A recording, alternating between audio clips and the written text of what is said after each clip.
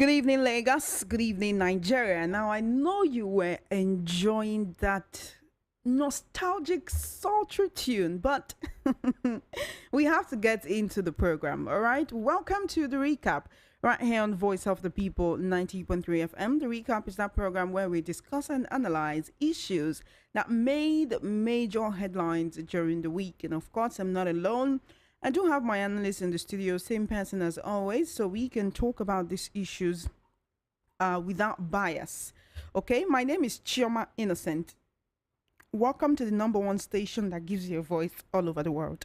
This is Voice of the People 90.3 FM.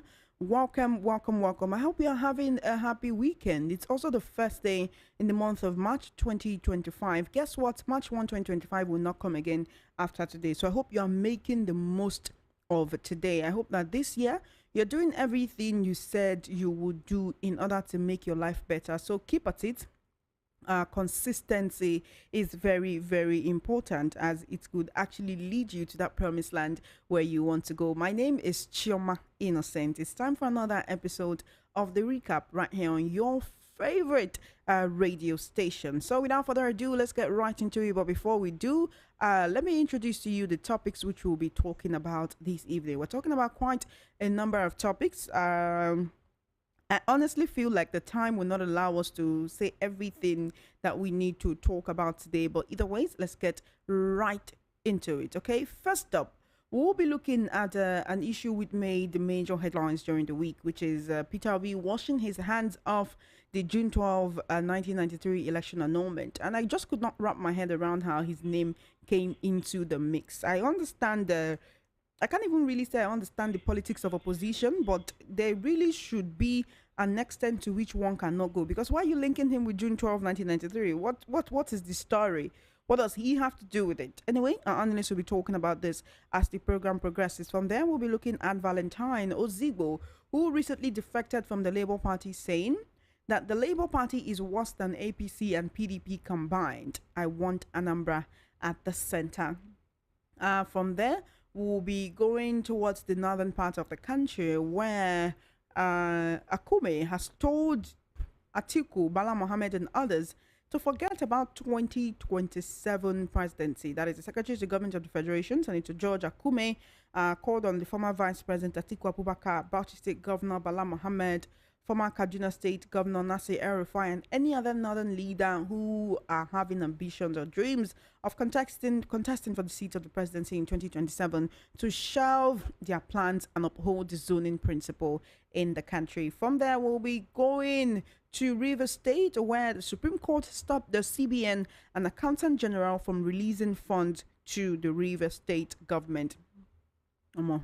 Just easy for this Nigeria. Every state with its own issue. And then court declares senator was ignorant of Senate rules. Akpabio takes a jab at Senator Natasha. Quite a lot to say on this particular situation. And then finally, we'll be looking at the senator representing Anambra Central Senatorial District in the 10th National Assembly, Senator Victor Ume, calling on former military head of state, General Yakubu Gowon, to apologize to the Igbo people and provide a detailed account of his role in Nigeria's civil war and the events leading up to it. This and more we'll be discussing right here on the recap this evening. Do stay tuned and welcome to Voice of the People 90.3 FM. Tell a friend to tell a friend that the recap has just begun. It's time for us to have these important conversations.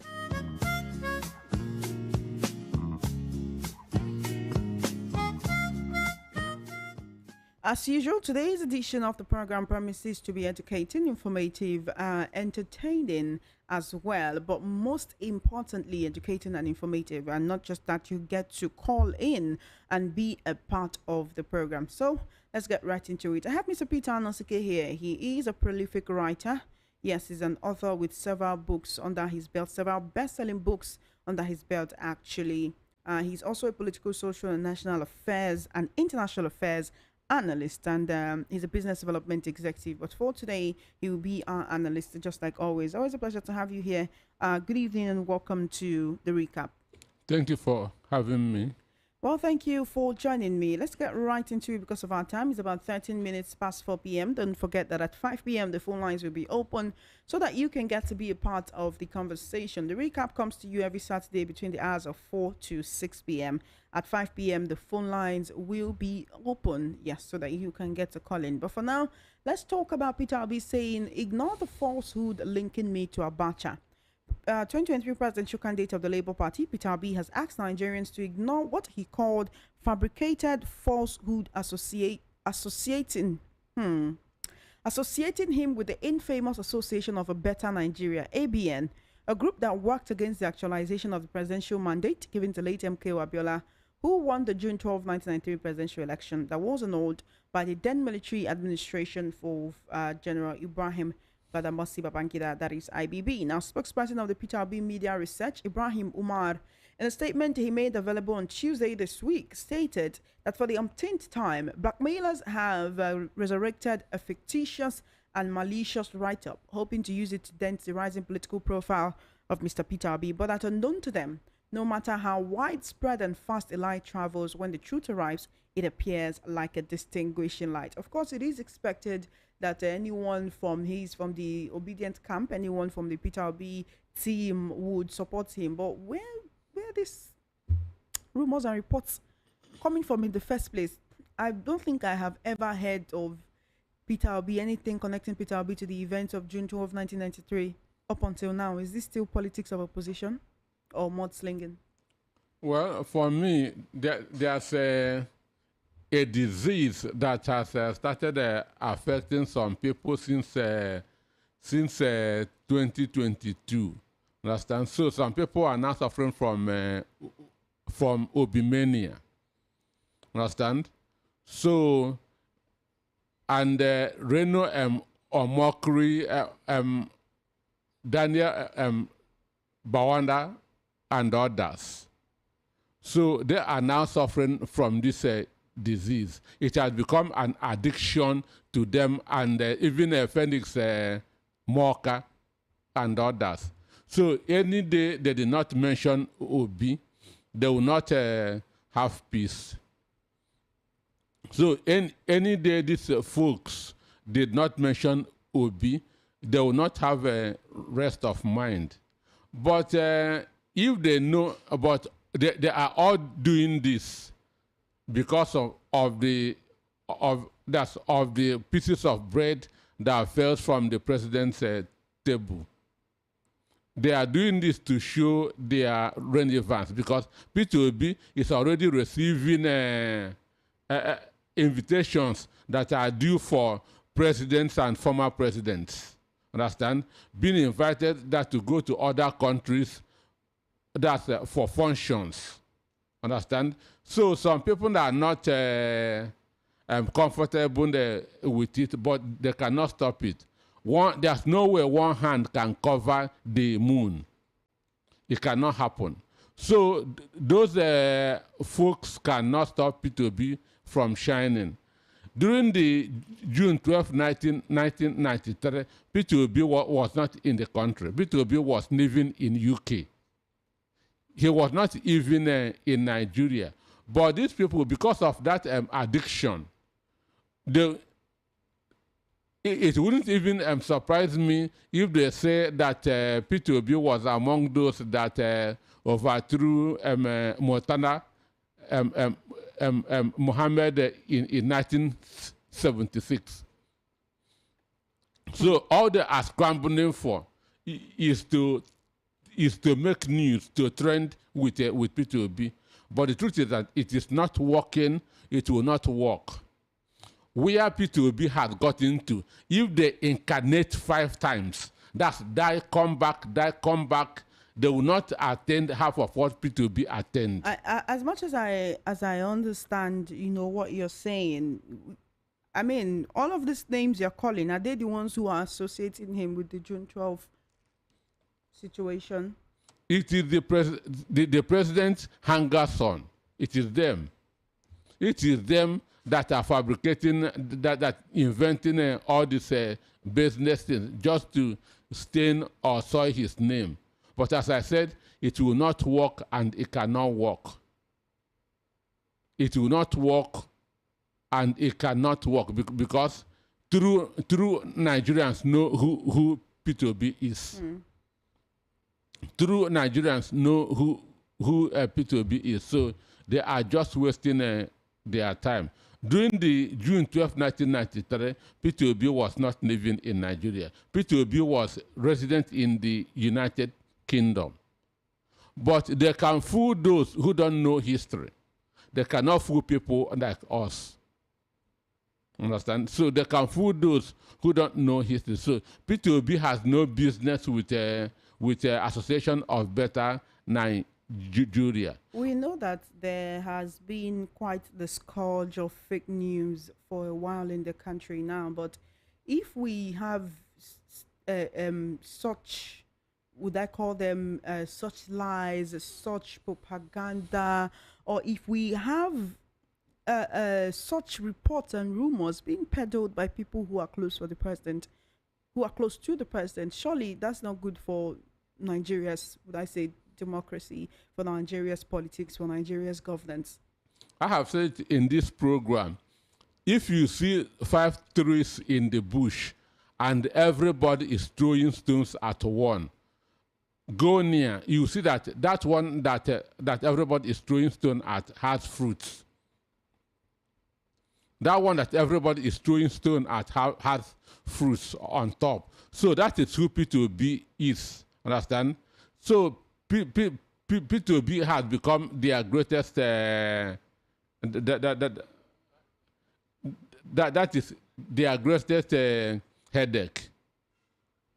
That's why the 2023 presidential election was contested by more than 17 presidential candidates. Then why is everybody focused on P2B? Because he is the star. P2B is the star of 2023 election. Even the Oni of Ife describe him as a tsunami. So that's why all these jobless boys are having nightmares over P2B. They have addicted to that name. That's why I said they are suffering from Obi mania. Okay. Let's move on to topic number 2 because we have quite a number of issues to look at today. Labour Party worse than APC and PDP combined. I want Anambra at the center. This is according to Valentine Ozigbo, who claims that he has never been in doubt he will be able to defeat Governor Soludo, even if he takes any party, because of the rising momentum that he's garnered and the grassroots base that he has. And he's also saying a lot of people are not comfortable with Governor Soludo's nature and style of governance. He's saying the APC needed someone like him who will not only bring the base of support and win, which is on ground. He says there is also something he finds fascinating, which is that if they have APC at the leadership at the national level and with the ideas he has for Anambra State, he wants to build a better synergy. He wants to be able to connect to the grid and make this a proper win-win for Anambra people. This is someone who literally recently left the Labour Party, and now he's telling us that the APC, PDP, and the Labour Party, they are all the same. Labour Party is even worse than the APC and PDP combined. It makes one wonder what he saw in the Labour Party that made him decide to leave for the ruling party. One, George Morando, who was a DG under Buhari's administration, but failed woefully. George Morando was the Inland Waterways DG. So he joined Labour Party in Anambra, and the purpose is to pick the governorship ticket.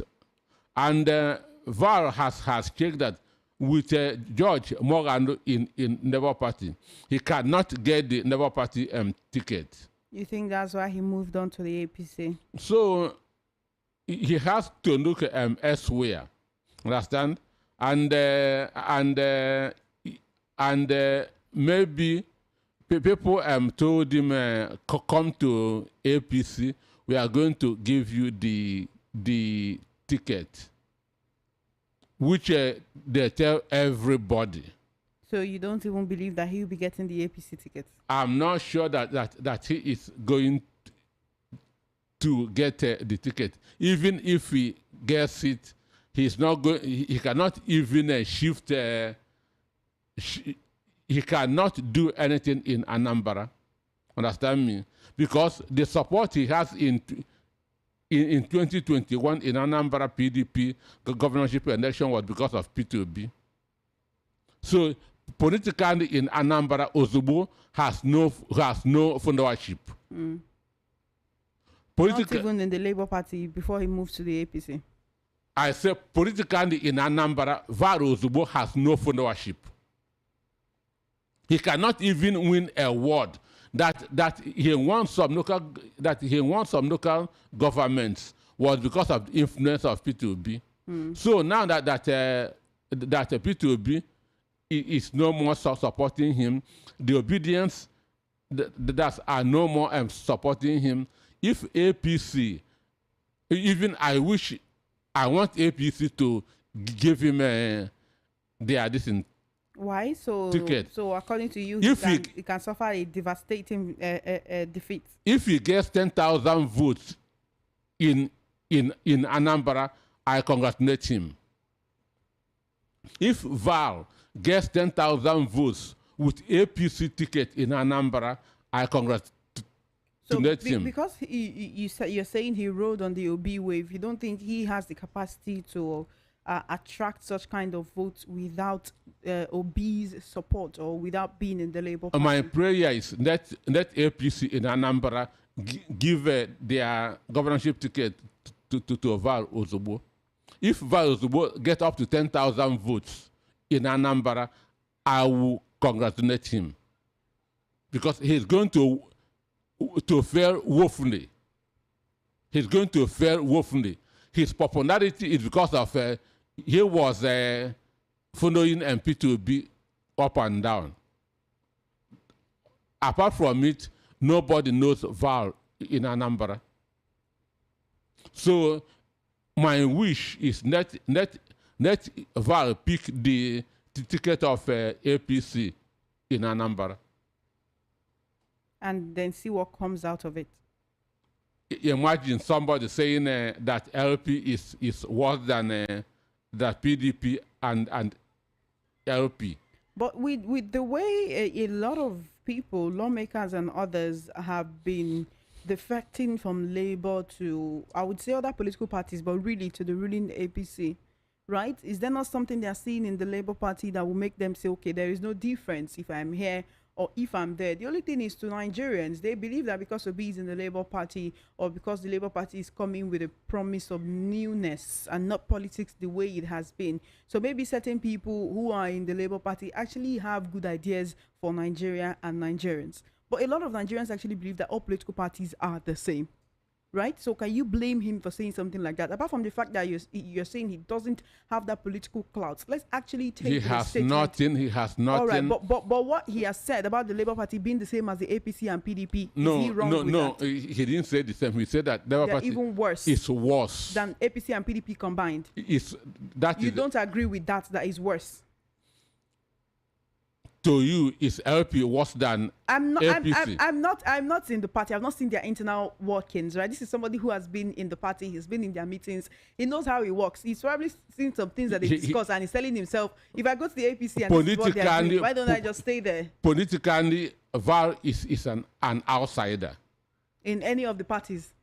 In Nigeria as a whole, Val is an outsider politically. Why do you say so? Where did he... Just a few years ago, he was the MD of Nikon Hilton.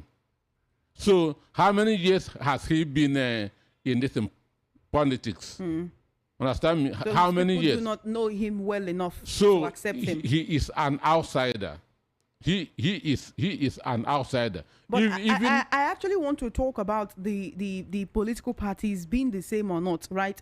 Let's even leave aside what Val is saying and just say, okay, that's what brought up this conversation. There are certain Nigerians you will talk to, because we go on the street and we talk to Nigerians when we try to do vox pops and all that. And they believe that, okay, Obi might be different, but Labour Party, APC, PDP, all these parties, they're out here because of the quest for power, and they are not together for the good of Nigerians. Is that something that you also believe? Some parties are worse than the others. And since I was But at born, the base, at the and at, since I was they are the born, same. and since I was born, APC is the worst party I have ever seen in my life. I was there when Zik was running Nigeria People's Party. Shehu Shagari was running National Party of Nigeria. Waziri, Ibrahim Waziri, understand? Ibrahim Waziri, Obafemi, that's Awolowo, that's Unity Party of Nigeria, and so on and so forth. Madam Aminu Kano, People's Redemption Party. Understand? So from there to the days of NRC and SDP, up till now, there's no party that has been as worse, as bad as APC. Even in the days of Action Group NCNC. So APC is the worst party that I have ever seen that's in Nigeria. So when they say all parties are the same, All no parties matter are what, not the APC same. is different. APC is the worst.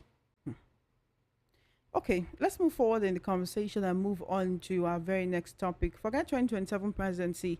Akume tells Atiku, Bala Mohammed, and others. Now in Bauchi at the 11th Sir Ahmadu Bello Memorial Lecture and Awards, the Secretary to Government of the Federation, George Akume, who was represented by his Chief of Staff, Christopher Taka, stated that respecting zoning agreement is crucial for fostering unity and ensuring equitable representation across all regions. So northern leaders like Atiku, El-Rufai, Bauchi State Governor Bala Mohammed, some of them are believed to be strategizing to take power in the 2027 presidential polls. Of course, Atiku has been contesting every 4 years under the umbrella of the PDP, literally and figuratively.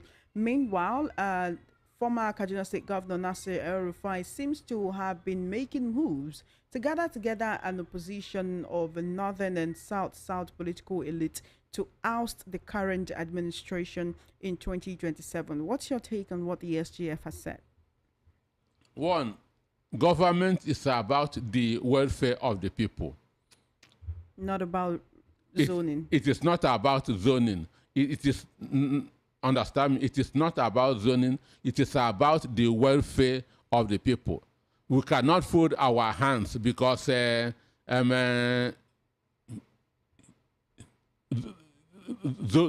is at work and people are dying as they are dying now.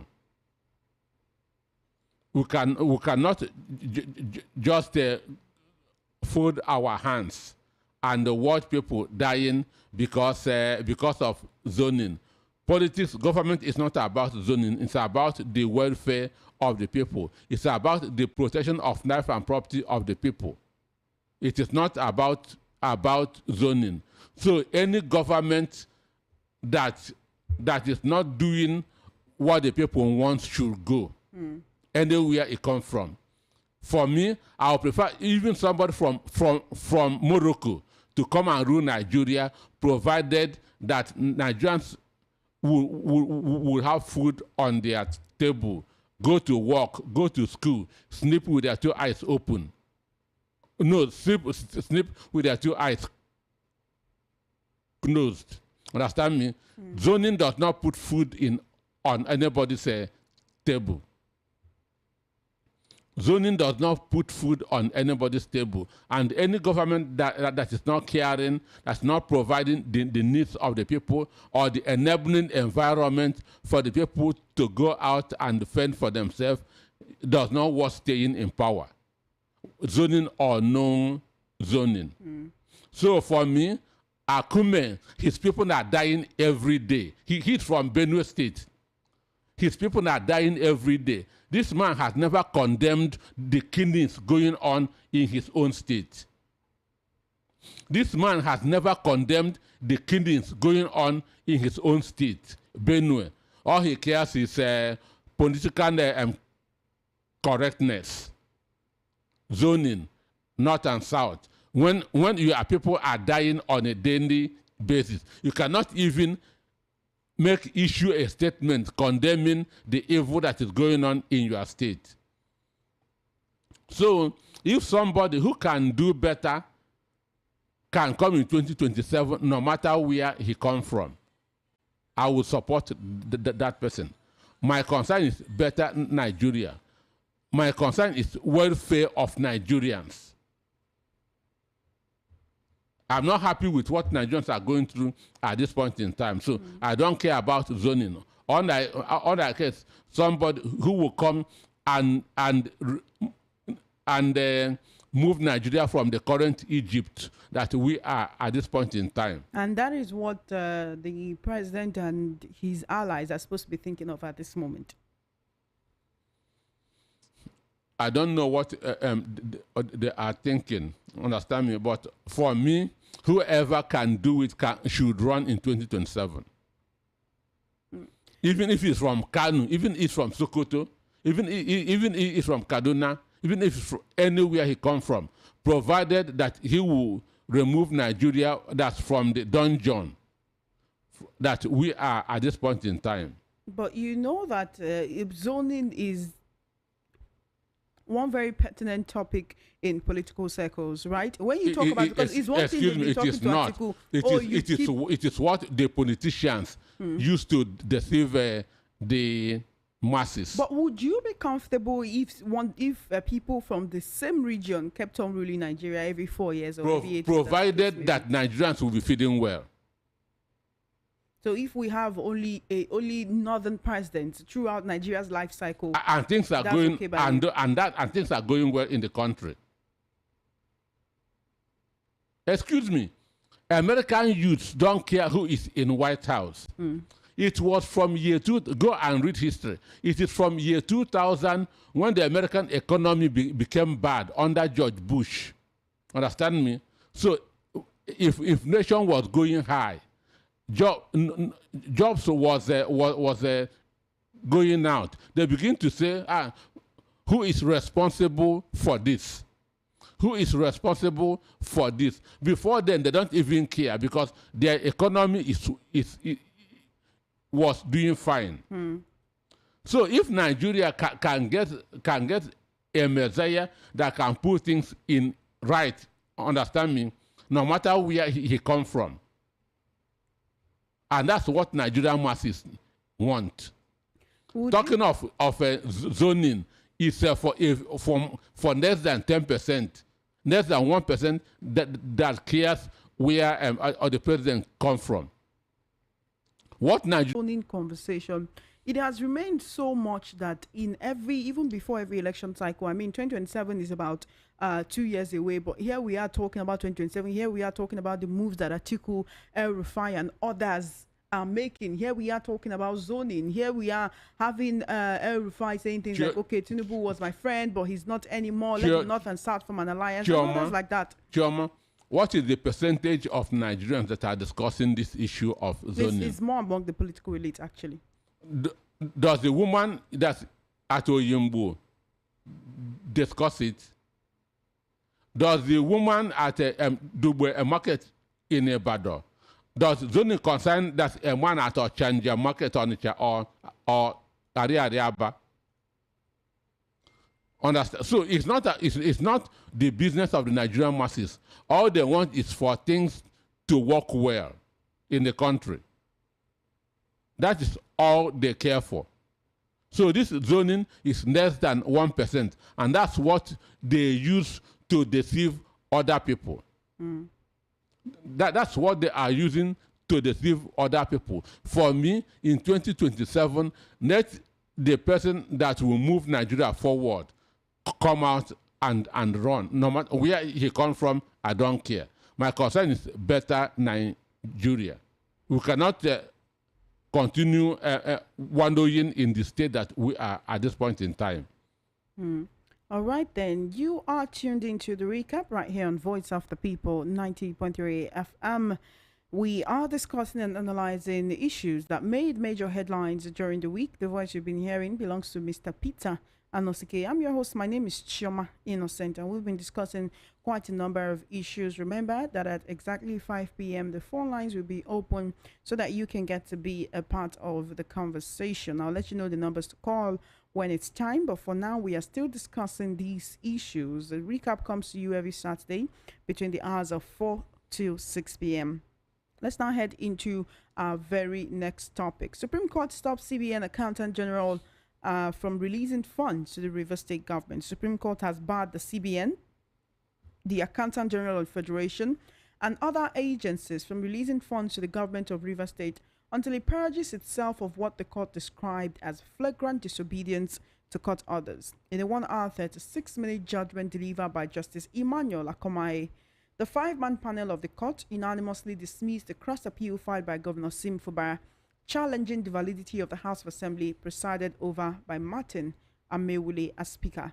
In dismissing Governor Fubara's appeal, the court ordered Martin Amewule to resume sitting immediately with other elected members of the River State House of Assembly.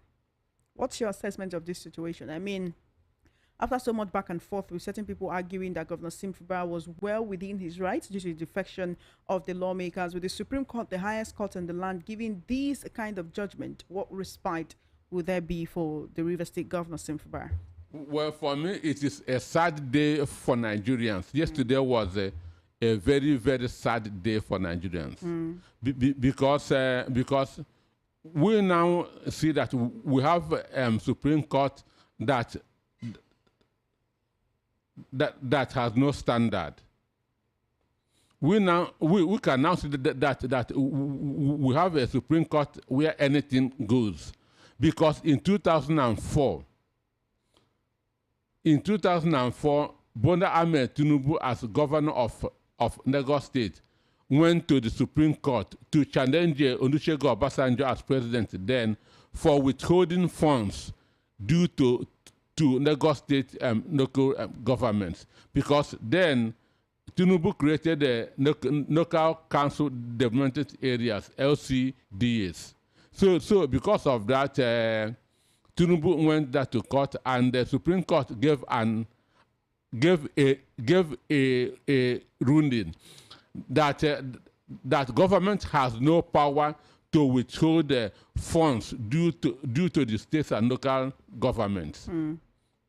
That was the judgment of 2004. That government has no power to withhold funds that are due for the local government and for the states. Tinubu then celebrated the judgment and held the Supreme Court. But now the same Supreme Court has now given order to CBN and Accountant General of the Federation to withhold their funds. Even after ruling on local government autonomy. Understand me? Now, the same Supreme Court. So that shows that we have a Supreme Court that has no standard. That's a wavering Supreme Court. Because in law, what people use is citation of cases. In so and so year, this so and so judgment was passed. Understand me? In so and so year, but that cannot happen again under this APC government, because everything is being turned upside down. Imagine a court will give 3 different judgments on a particular case. 3 different judgments on a particular case. Imagine what was happening in PDP. Imagine what was happening in LP, where court in the north will give a different ruling. Court in the east will give a different ruling. Court in the west will give a different ruling on a particular case. If they don't have the same law book, and why there is no harmony, there in the court judgment. Would you say that this is actually to please a certain few? Because Nigeria's constitution clearly states that if you defect, you lose your seat. So what exactly is it about the River State Assembly lawmakers that makes their own case different, or is Wike the common denominator? This so-called judges come with opinions already. So evidence before the judge does not matter anymore. But no matter your bias, no matter your opinion, the law is the law and must be followed. No more in to Nigeria. the letter, No right? more. No so, more in okay, Nigeria. so what can be done? The Judicial Council in Nigeria, what can be done to actually sanction errant judges who are seen as not interpreting the law in the way it's meant to be interpreted and giving judgment in favor or in a biased manner towards people that they favor, if that is what we are seeing at this moment? Because on one hand, you're saying, okay, the CBN and the Accountant General of the Federation can actually not release funds to the River State government, and on the other hand, you're also saying that the lawmakers who are defected, they be reinstated, and that Governor Sim can actually present anything he wants to present to the House of Assembly, presented over by Martin Amewule, knowing fully well that the River State House of Assembly has been factionalized for over a year now. So that's why I said that they no more follow the weight of evidence anymore. They write their judgment based on opinions that were formed outside the court. They base their judgment, they base their ruling on opinions formed outside the court. Because in the issue of a defection, there are already precedencies.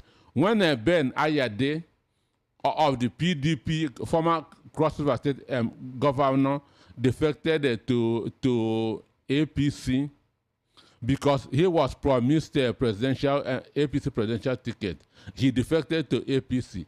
The lawmakers in Cross River State that defected with him lost their seats. When Dave Omahi, as governor of Ebonyi State under PDP, defected to APC because APC promised him presidential ticket, the lawmakers that defected with Dave Omahi lost their ticket.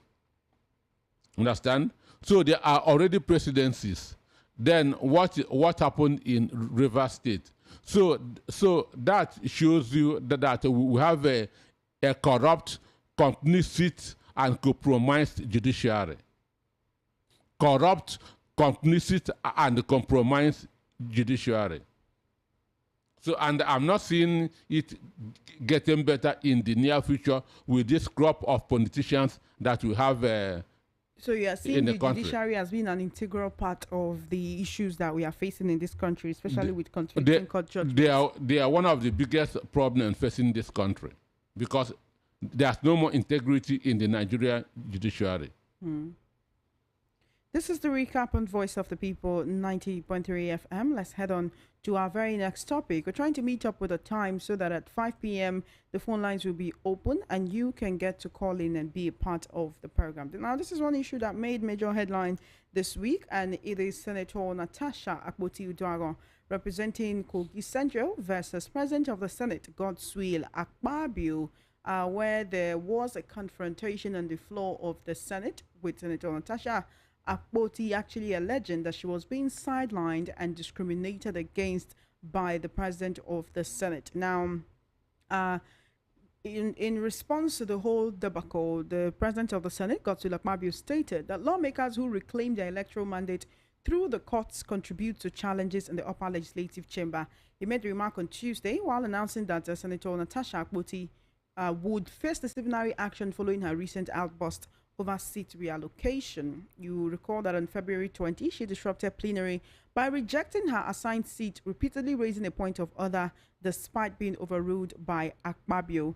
Now, Akpabio went on to say that the problem is when people come from court declares senators misorientation. So the management of National Assembly was now ordered to organize periodic orientation, particularly for senators who he called midstreamers, who came midstream and did not start when their colleagues started. This is more or less throwing a jab at Senator Natasha Akpoti-Uduaghan. You know, when he talks about courts declared senators and people who did not come in the nick of time, who were not there from the beginning, people who don't understand standing rules of the Senate and all of that. But does this justify his treatment of Senator Natasha at that moment? Well, I don't know if Godswill Akpabio is drinking some of near some wicked 40 years old wine. I don't know. Because he himself is a product of the court. Akpabio came to the 10th Senate from the court. He was contesting for the presidential ticket of APC. So he got his so-called mandate from the court. Imagine somebody who is a product of the court now accusing another person of being a product of the court. So he is.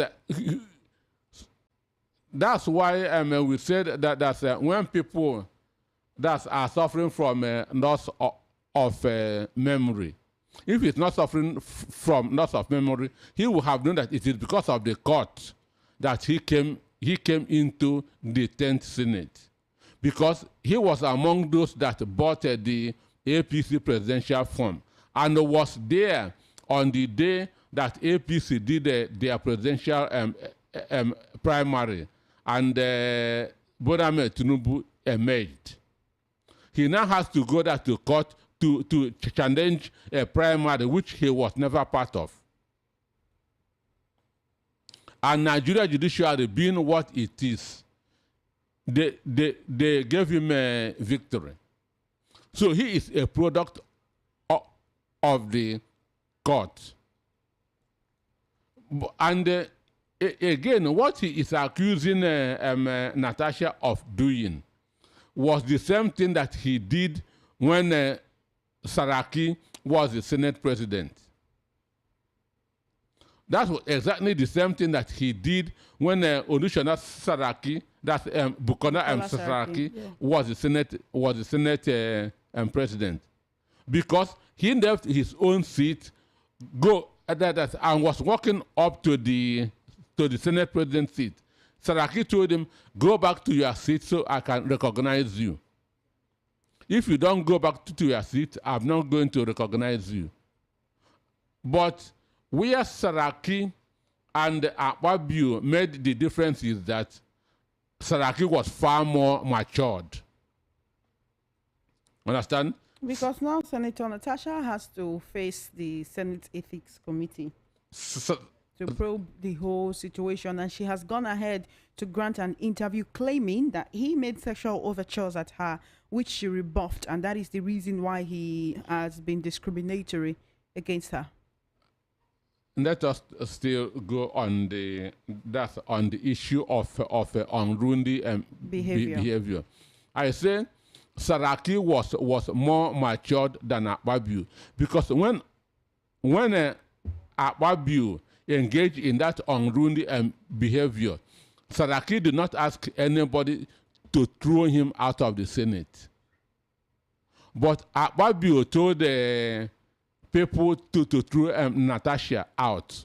So you can see the difference between Akpabio and the former Senate president. So on the issue of sexual harassment, before coming into this studio, I saw a post by Natasha saying that she has concrete evidence to prove sexual assault. Understand? So because Akpabio has not uttered a word since, rather it was his wife that spoke. But we all know that a wife will always stand beside her husband, because you cannot lose your meal ticket. Understand me? You cannot lose your meal ticket. So Akpabio's wife defended Akpabio, that Akpabio is disciplined, he's a gentleman, and so on and so forth. But we know that this is not the first time that Akpabio is being accused of the same thing. In 2020, the acting managing director of NDDC accused Akpabio of sexually harassing her, and she has to snap Akpabio. So there's already a precedent. a woman has accused him of the same thing before now. Or before now. And if you read what Senator Iriti Kingibe said, that Natasha came to her and complained. She told Natasha, don't go to the senators, don't go with the senators to hotels. Rather visit them in their offices and in their homes. That was before this accusation was made. And the accusation has been sent to the ethics committee of the Senate to look into. So, but I know that they will dismiss it there. They will say that it is business. Understand? It is unfounded. That's the report that you come from the ethics but like you committee. did say, Senator Natasha says she has evidence, so hopefully she's going to tender that when this whole issue comes up. It's 5 minutes before 5 p.m. on your number one radio station that gives you a voice. This is Voice of the People, 90.3 FM. I'm your host. My name is Chioma Innocent. I have Mr. Peter Anosuke sitting right across from me. He's the analyst whose voice you have been hearing in the studios this evening. We've discussed quite a number of issues. Let's now get into the very last topic for the evening so that we can actually open the phone lines and you can get to be a part of the conversation. Before I open the phone lines, I'm going to reiterate the topics so that you can recall everything we've spoken about and have clear thoughts before you call in. But finally, let's look at the senator representing Anambra Central Senatorial District in the 10th Nigerian National Assembly, Senator Victor Ume, who was called on the former military head of state, General Yakubu Gowon, who was the military leader, at the time of the civil war between 1967 and 1970. He's called on the former military head of state to apologize to the Igbos and provide a detailed account of his role in Nigeria's civil war and the event leading up to it. Now, he stated this in a monitored interview with a television station on Wednesday, where he stated that Gowon has a duty to write his own account of the war, particularly in light of revelations from former military ruler Ibrahim Babangida, who recently reaffirmed that the 1966 coup was not an Igbo coup, but a revolutionary movement by young officers. I want to, get your assessment of this situation. And Senator Ume saying that Gowon owes Southeasterners an apology and that he says, must write a book telling his own side of the Civil War story. The people who experience this, who experienced that dark time in Nigeria's history, they have their own recollections. What difference will Gowon's recollection or his book or memoir, what will it make? What difference will it make? Because a lot of people are already blaming IBB, saying you should have died with this information, you didn't need to come up and let us know about it.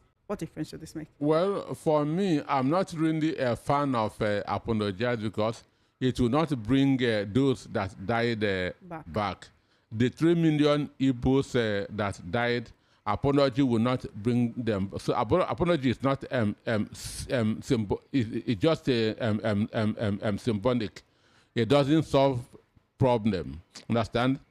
It will not bring more than 3 million Igbos that died during that unnecessary war back. It will not close the gap that happened between 1967 and 1970, because for 3 years no student graduated in the Southeast because productivity was killed because of the war. No university was on for 3 years. No secondary school was on. So for these 3 years, it was just a vacuum. University of Ife was graduating students. University of Ibadan was graduating students. ABU Zaria was graduating students. But for 3.5 years in the Southeast, nobody was graduated. We are still feeling that vacuum up to today.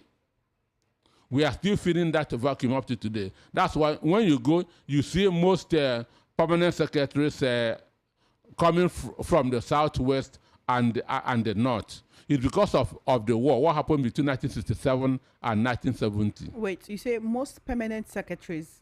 Sure. coming from where? Southwest and the North. Permanent secretaries to. In governments, bureaucracy. What does that have to do with the war? For 3 years, there were no graduation in the Southeast. Okay, so that is the reason why so many people who are becoming permanent secretaries So there's a gap. this time are not from the Southeast. Or there's a gap, sure. There's a gap. It created a very big gap. When other parts of the country were graduating students who were moving into the society and occupying spaces. Understand me? So that gap has not been closed as we speak. And it's a product of the unnecessary war. So saying that he should apologize for me, apology that will not solve any problem. But why I am happy is that Gowon is getting what he measured to the Igbos. Now? How so? Because his state and Plateau State, people are being murdered there on a daily basis. Wait. Plateau State has never known peace. Gowon is just one person. How does the devastation happening in that state, how does it translate to him getting the same measure that he measured? No. Isn't that saying, okay, because a misfortune happened to me, I'm glad it's happening to you too?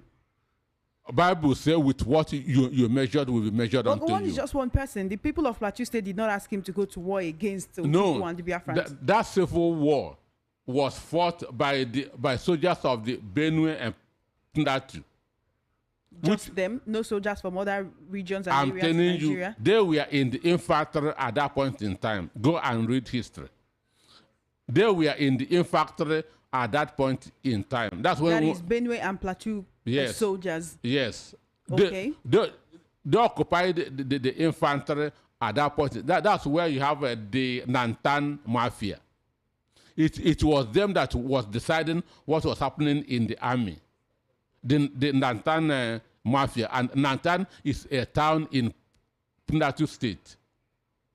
So Bible said that what goes round comes round. And with what you measured will be measured unto you.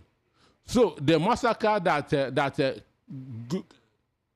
Gowon caused in the Southeast is happening to his people as we speak. That is not a notion I very well agree with, because you must not agree. I know, right? And all I'm just pointing out is most of these people who are suffering this devastation in Plateau, Benue now, nothing concerned them. They weren't even here when civil war was happening. They are hearing the story the same way a lot of us who came after are also hearing the story. So basing the situation that is happening there, which by now the government is supposed to have nipped into the bud and trying to draw parallels with the civil war from 1967 to 1970, I'm just not comfortable with that at all. All right. So if you want to talk about, Gowon is suffering for what he did to the Igbos, don't bring it and say, okay, that is why the Plateau people are being devastated. No, they're being devastated because they are bandits and terrorists and people who just want to chase them away from their ancestral land. Bible says with what you measured will be measured unto you. Okay, why is it not Gowon himself personally that is suffering and the people in that region? And the same Bible said that the sin of the father will be visited unto the children and grandchildren, even up to the 4th generation. Would you be happy if your sins were being visited on your children? Fine and good. Would you be happy if your father's sins were being visited on you? Fine and good. You cannot say fine and good. So if you lose an opportunity because your father offended somebody 10 years ago, you'll be very happy about it. I'm happy that Gowon is alive and seeing what is happening in his own state. It doesn't affect him in any way. If he doesn't have a scratch and the people in Plateau and Benue are being killed like animals, it does not affect Gowon in any way. That is all I'm trying to say. You can only say, I understand your pain, but you're not feeling the pain with that person. People are being displaced, and we're talking about how, it's because of what he measured. No. I do not agree with that notion at all. And yes, I know the Bible says the sins of the fathers be visited on the children, but to me, that is a flaw. Because I cannot be living my life on the straight and narrow path, and then someone will come and say, your father sinned certain number of years ago, so it has to be on your head. As much as you want to say that, Gowon is suffering and all that, give me something that is happening to him personally and not to his people. In all of this, does it now mean we will not hold the federal government accountable for what is happening in Plateau and Benue and say, okay, just leave, federal government should just keep quiet? Is Gowon's sins that is affecting the people of Plateau and Benue? Definitely not. Mr. Nosuke, definitely I not. didn't say that Peter Nosuke said. I said that the Bible said. I quoted what the Bible said. The Bible says the sins of the father will be on the son, on the children, Abi. I don't rationalize. Has any of Gowon's children been impacted on these killings that are happening in Plateau and Benue? Any of his direct descendants? Have they? You go and check. Still, I do not agree with you on that point. I totally do not agree with you on that point. You must not agree with me. No, it is watering down the suffering of the people of Plateau and Benue. I'm not happy when I see such news coming out. Do you realize that four young students, 4 girls from a university in Benue State were kidnapped just this week, abducted just this week? Will we say that is because of what Gowon did as well? The Bible said, with what you measured, will measured unto you. I understand. What goes round comes round. No problem. What he did in the southeast is now happening to his people, period. I do not agree with that notion. I'm not expecting you to agree. And I'm not even happy that is the way you are taking it. I'm not expecting you. That's not what it should be. I'm not expecting you to agree. That's not what it should be at all. That is one of the reasons why he's still alive up to today. So he can be seeing it. So he can be seeing all right, it. Which takes me back to my question. How does it affect him personally? Does it give him sleepless nights?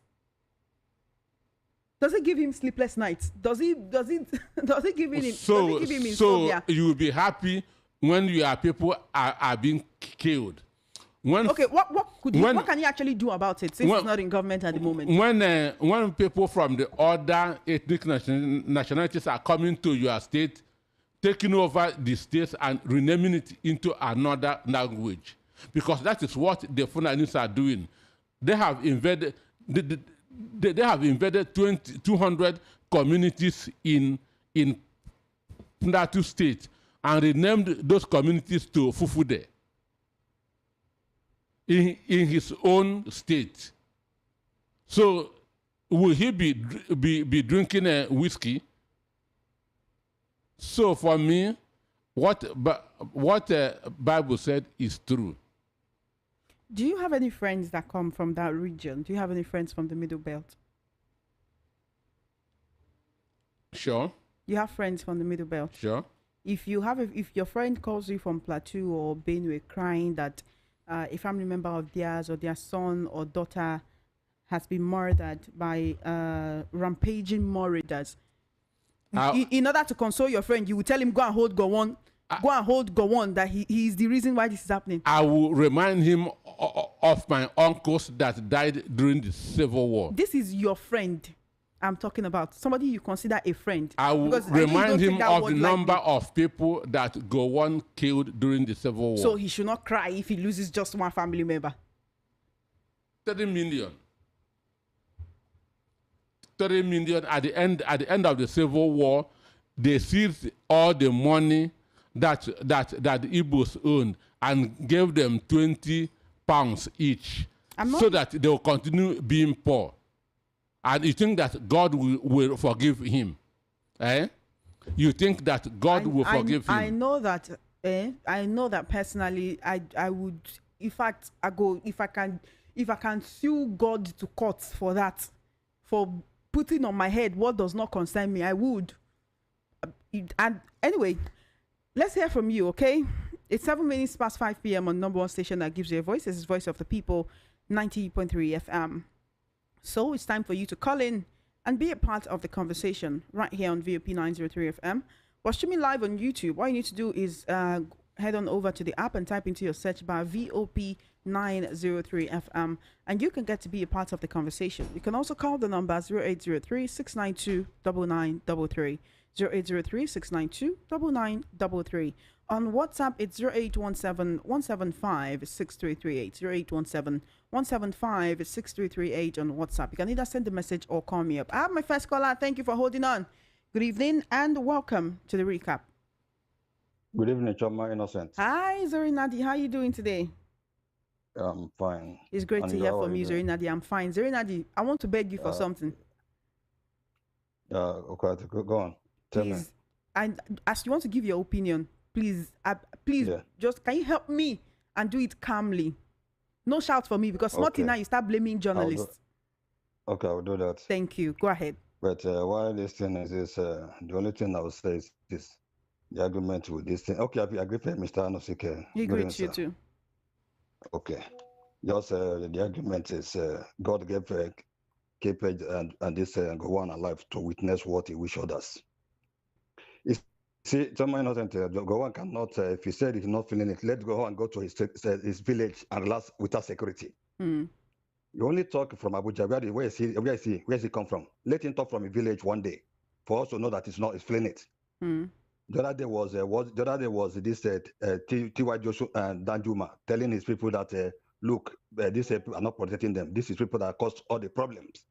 The other he came there. He wasn't present at this Abibi book launch. He said that he was sick, but I pray God keep him alive to say exactly what I just open up like IBB. So that is the thing. So before I go to this thing is this my point. I will just there's a position some people will just reach. Maybe God, I have not saw that God. Maybe a person gets some competitive position. Mm. You try to respect itself. I will tell you to tell Ababio, let him keep his manhood. He cannot be everything. Look at the state person in a whole country. Every time they just say try to let Denise let Bobby resign or force him to resign because it's a disgrace. Let him keep his manhood. All of us are respecting ourselves. That is why we keep ourselves. You keep our own. It's all make no sense. Zeri Nadi, thank you. On John Akume, you see, people that will say that is some people, the people that are not benefiting from government. Not the people that will just come and tell you that look, will this give this thing. By the way, it's not constitutional that this rotational, you just take it to naught and this thing. One president is not doing anything, just change him immediately. Mm. That's how I want this thing. So many innocent, I have a lot because of this Pete Victor, this thing. I said, what is happening to Igbo? These people should take this guy to ICC. Mm. Who are you talking about? IBB?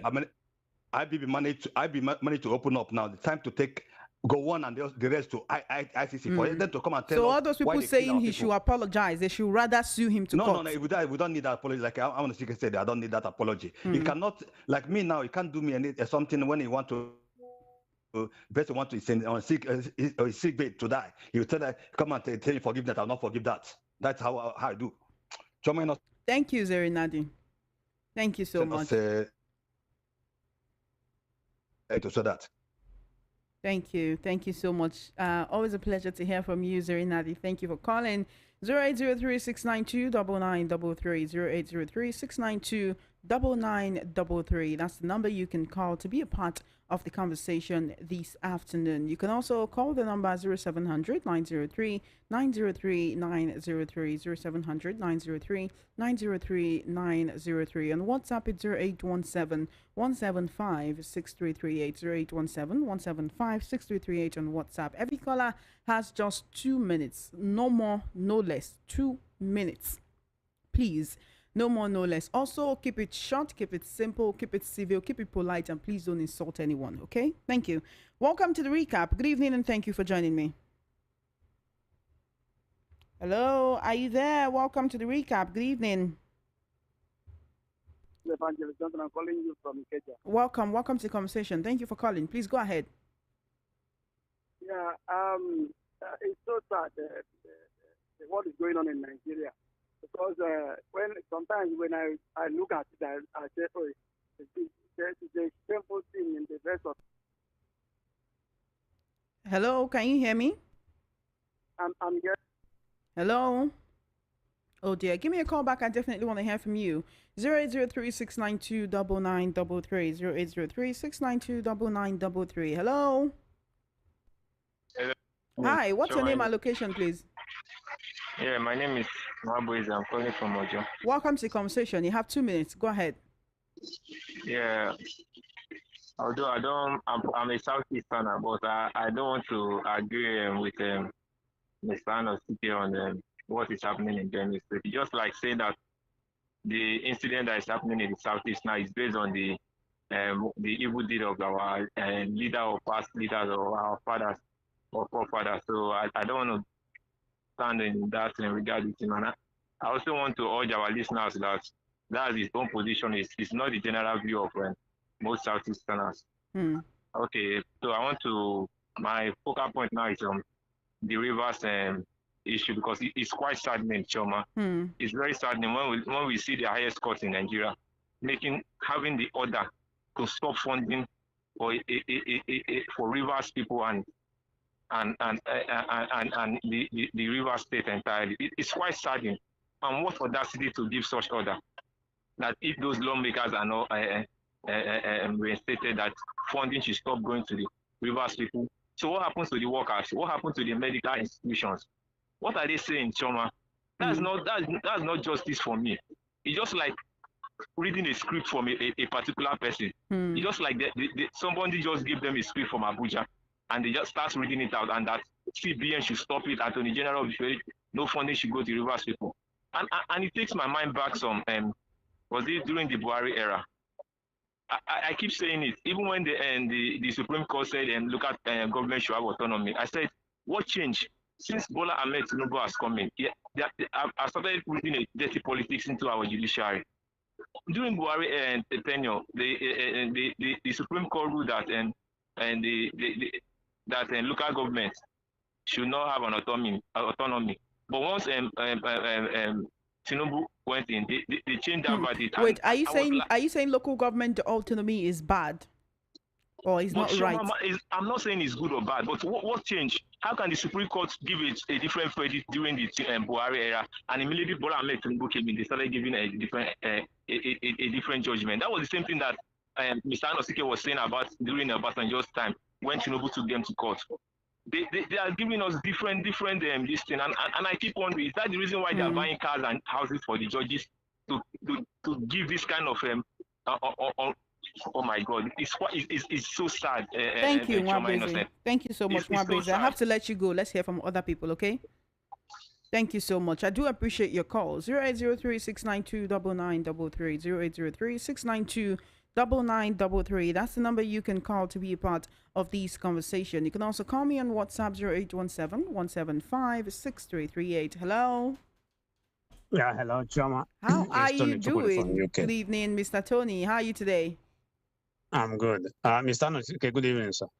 Good evening. Choma, yeah, you know, I always, let me use the word, I love you. I love the way you always, will I use the word attack? No, be attack. Yeah? I'm just trying to set the record, so, trying to, you know, correct some notions. Yeah, doing your job. That's wonderful. If to say that I'm not married, I could have tried to know where you are if you're not married too. So the thing there is this, Chioma. It's just a pity that whatever happened, my dad still have the wound of the bullet that he sustained during the Biafran war in the head. Okay? I know when they start telling me and my mom some of the things they went through, is so you can't stand it. Some of them that are still alive, I know how my mom helped some of the kids through Caritas. They took them to Gabon. Those that lost their parents. Some of the people that you see in Gabon today, majority of them are Igbos, children that was taken to those places, and they never came back as children. Then now through the Caritas. Then now what I'm trying to say is that it's a pity that the International Court of Justice then was not yet established, because majority of them from those middle belt, including Gowon, supposed to have been facing trial there because of all the atrocities.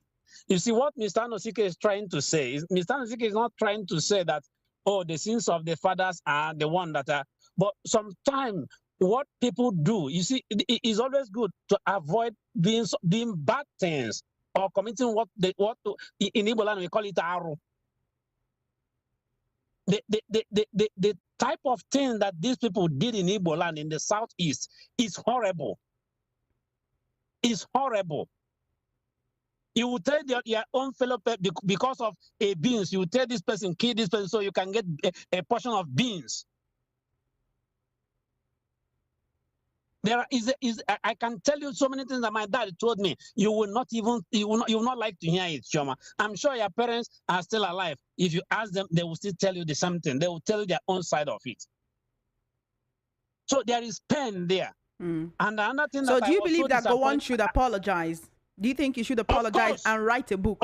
He not only apologizing in Nigeria, he will just go to international, all the international cable radio, television or whatever, and apologize. But an apology that won't bring back the dead. What kind of apology is that?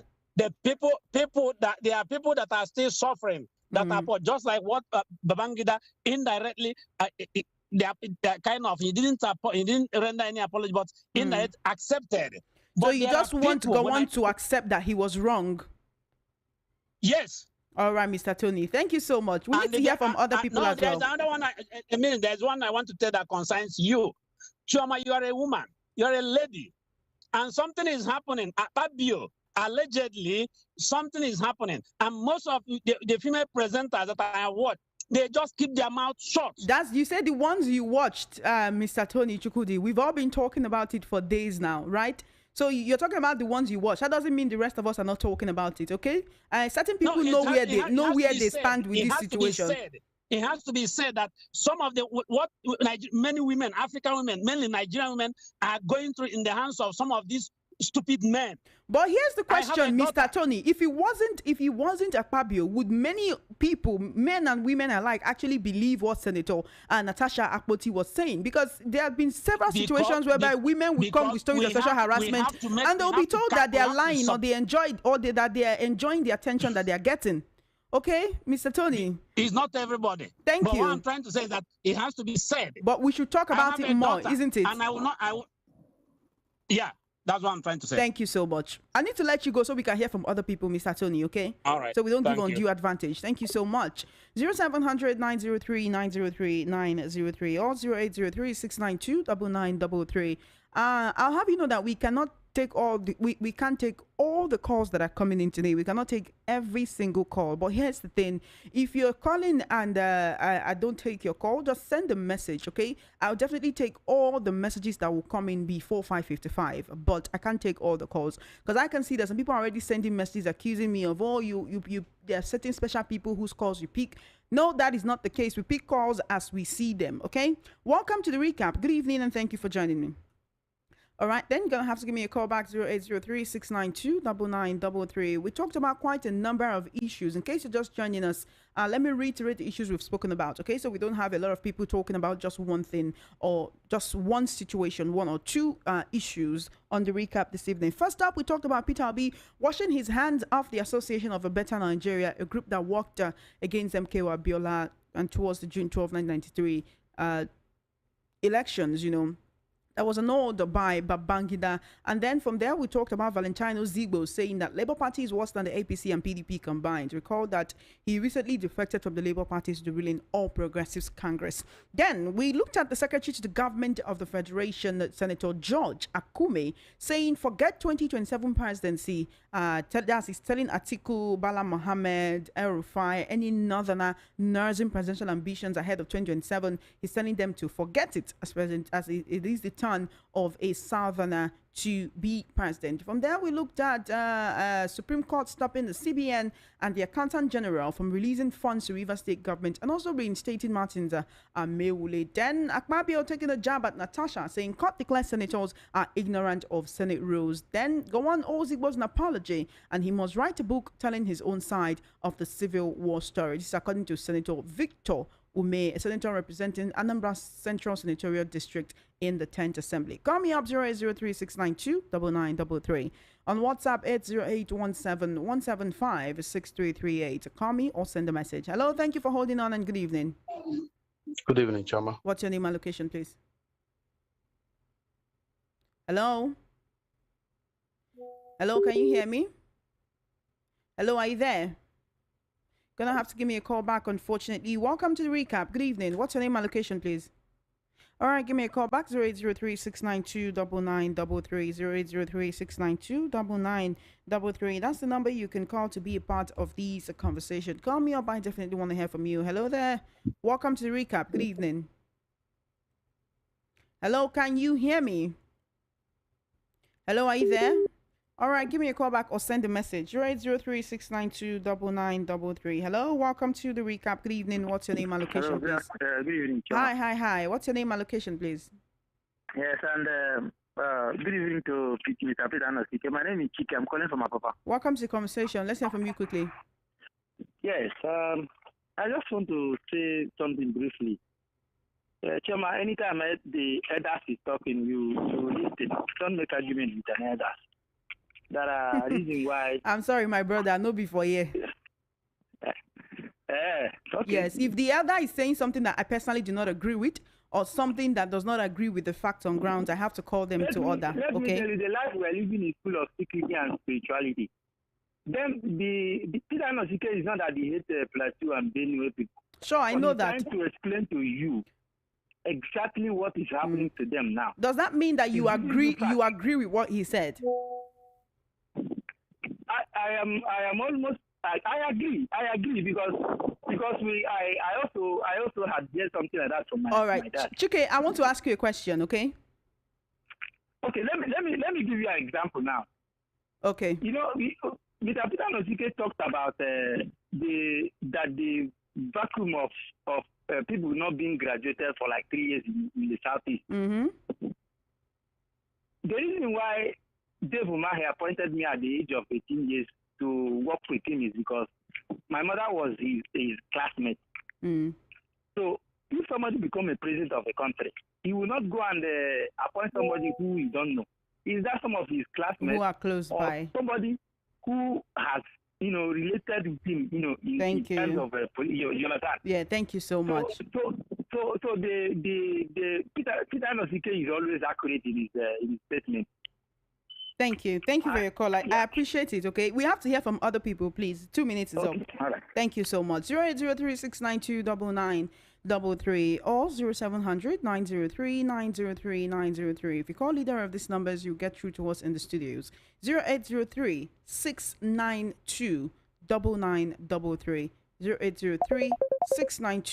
0803-692-9933. Because quite a number of people say that I called the numbers too fast. Hello.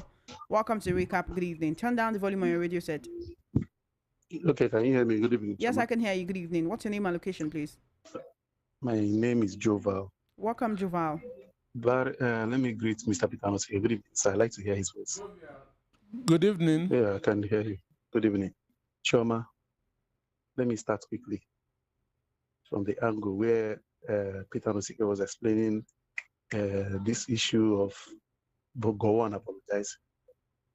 It is one thing to accept that you have erred before you apologize. I think Gowon should write a book for us.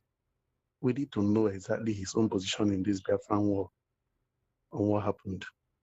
Then regarding this issue of Natasha Akpoti, it is not a very palatable news. We are hearing something that is not good to the ears. And I want to also talk about, you mentioned that you were not aware that people are accusing P2B about the annulment of June 12th election. That thing has been circulating on social media, Choma. That's not what I said. Okay. What I said was that I'm not aware of Peter Obi being even in political circles around that 1993 when this happened, for him to be associated with it. It's okay now. It's better you cleared it. Thank you so much. The other thing that they've been accusing him of that, and it is good that people are educated, like Mr. Anosike just said. Peter Obi was never in Nigeria, was not involved. IBB had written a book. Whoever had a grouse or has a grouse about this book, the position of IBB, let that person write his own book. After all, Peter Anosike wrote a book regarding this June 12th and other things about Nigeria. So please, people should endeavor to key into history. Have I used my 2 minutes? Thank you. Yes, you have. You have used up your time. Thank you so much for joining me. I appreciate it. 08036929933. 08036929933. That's the number you can call to be a part of this conversation. Welcome to the recap. What's your name and location, please? Good evening. Good evening. My name is P.C. Welcome to the program. Okay. I want to ask you something, Joma. Kama works. What Gowon did to Igbos is going back to the now. That is today the Kama work. So Mr. Anosike is right. All right. Thank you. The issue of zoning, we need zoning in Nigeria. Without zoning, further in Nigeria, because many northern presidents have come from north, and they're the ones that ruled Nigeria before. Nigeria is not progressing. Why there is competent people in southern Nigeria? So we need competent people in southern Nigeria We must finish our 4 years before it will go back to north. You know, competent people can come from any region, right? Would you prefer an incompetent southerner to a competent northerner? We want competent southerner to finish 4 years, or to people will finish his own. So you just strongly believe that no how, there must be a competent southerner? Yes. Thank you so much for your call. Let that remove zoning now, not to seize it, and they are not an agenda. Thank you. Buhari build the railway from how many from Lagos to Onitsha? None. So we need zoning. Thank you for your call. I appreciate it. 0803-692-9933. 0803-692-9933. Welcome to the recap. Good evening. What's your name and location, please? Yes, I'm Francis, calling from Festa. Welcome to the conversation. Thank you for calling, Francis.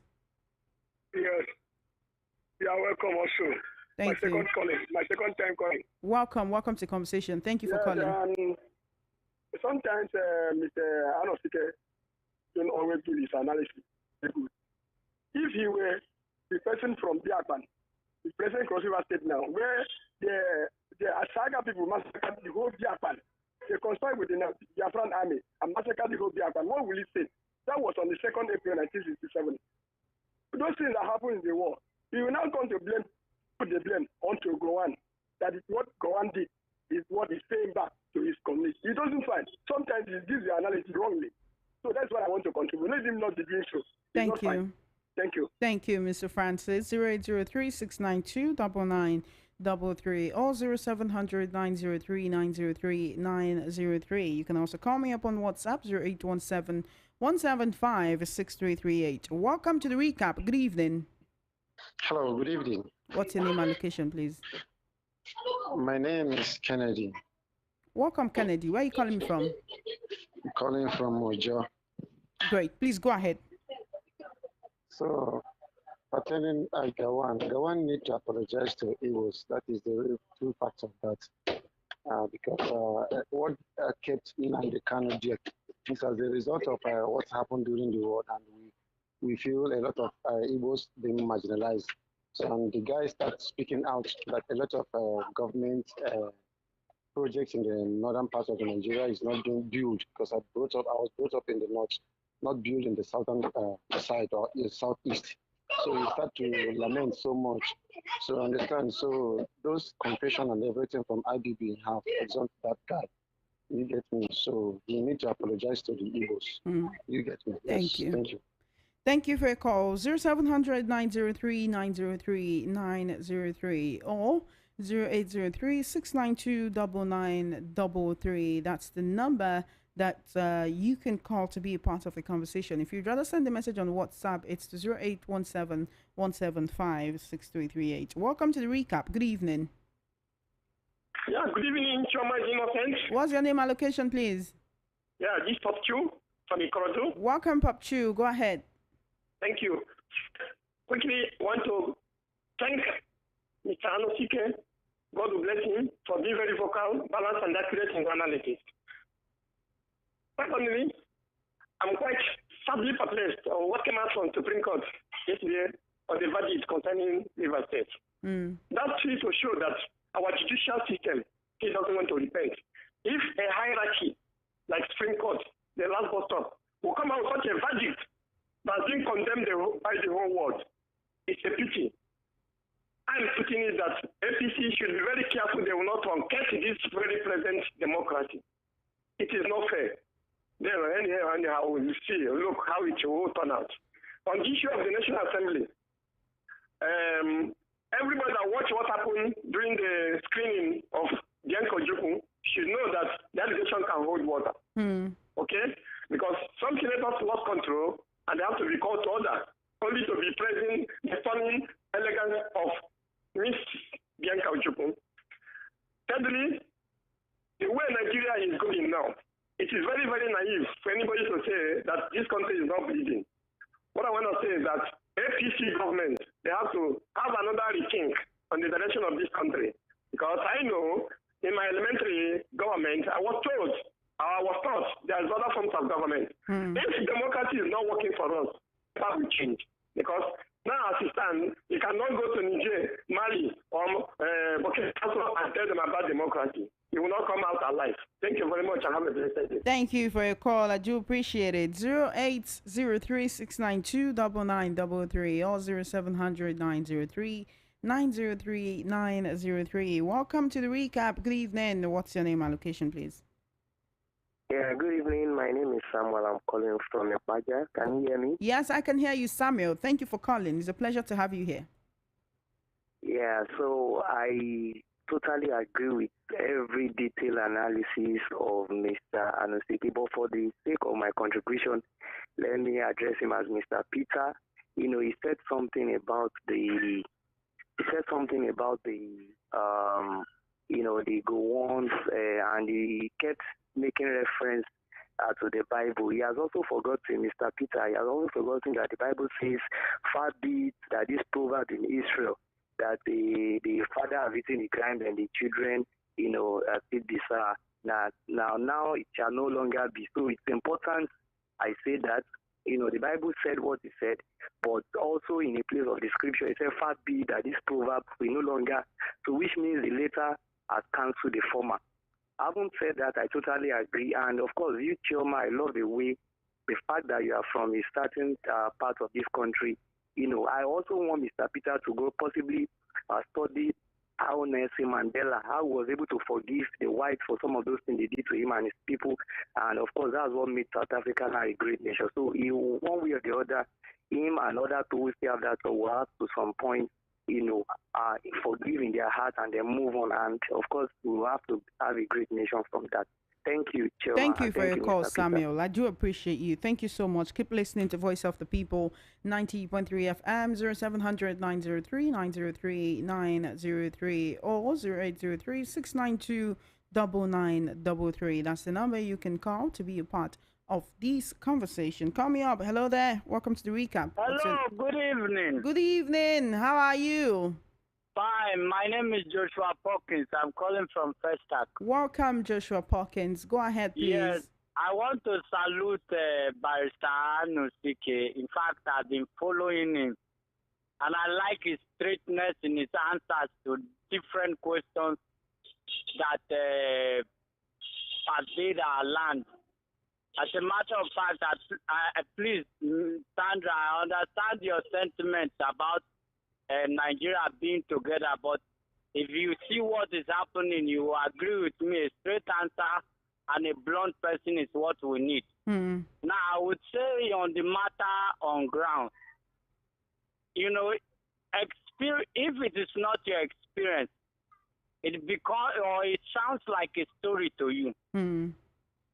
Gowon's revelation, the revelation about Gowon and IBB over the carnage in the southeast, it's evident.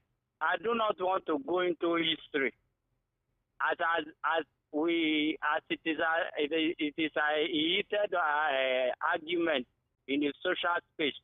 You should know that if people would admit to their fault and make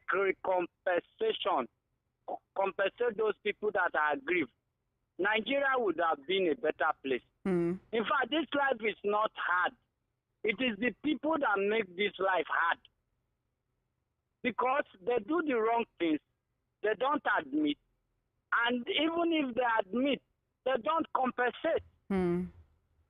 It is not only when you do wrong and offend a certain section of the economy and you decide that money is a good compensation.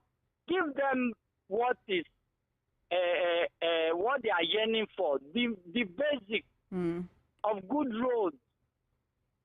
So Thank you so much. Their life will be better for it. Thank you so much. Not this money that they throw around and they want everybody to be happy. I'm not happy with what's happening in the Southeast.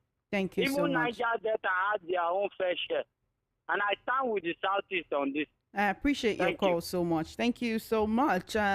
We can only take a few more calls because I have to take your messages. Okay, 0803-692-9933, 0803-692-9933, On WhatsApp, it's 0817-175-6338.